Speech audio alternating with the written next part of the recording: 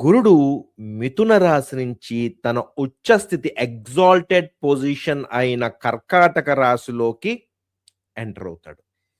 ఇది 2026లో the most important transit.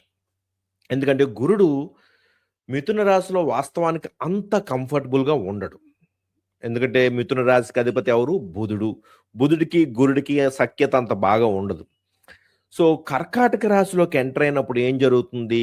గురుడు ఉచ్చ స్థితిలో ఎగ్జాల్టెడ్ స్టేట్‌లో ఉంటాడు కాబట్టి, so, it's a wonderful position అన్నమాట.